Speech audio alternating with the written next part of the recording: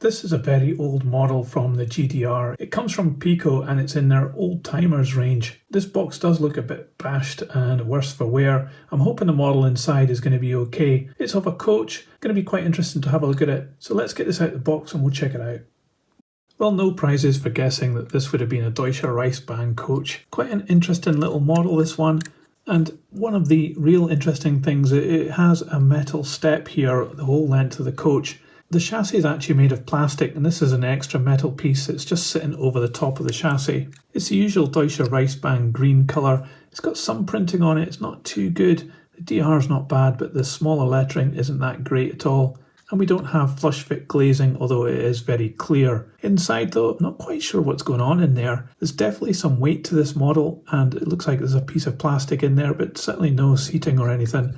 It does have an indication of toilets with this part here and here, which is blocked off in white. Around the other side, it's clear the whole length of the carriage though. Nice detail of the handrails at each of these doors. It does have quite a lot of doors, and the chassis looks more like a wagon chassis. It's got some rivet detail, nice axles, and also the brakes are in line with the wheels.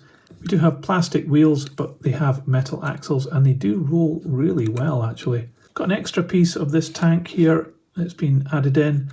And there's a fair degree of detail underneath here, all the brake gear and the bracing, some wood effect, and even some rivets with little brackets on the bracing there. You can see the Piko logo, and we have these couplings which are sprung as well. Things like this part, the step at the end of the carriage, has actually been painted in black, and it's been masked off, not too bad at all. And we have a couple of overhead electric little red flashes, the transfers fitted there.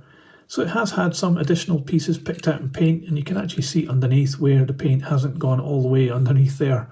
Separate fitted roof, no moulding mark on that, which is good, and it has the electrical cable, and it has these little studs, which I guess must be light fittings inside the carriage in real life. At this end of the carriage we have some brake gear moulded in, but I am actually wondering whether this chassis is right for this body, because there is this area here which I'm not sure is actually prototypical. But it's a really cute looking little coach. It's a nice little addition if you're modelling vintage East German railways. Let's see how much this little coach weighs. So this model comes in at 75 grams. So this old timers coach from Piko I actually think is quite a cool little model.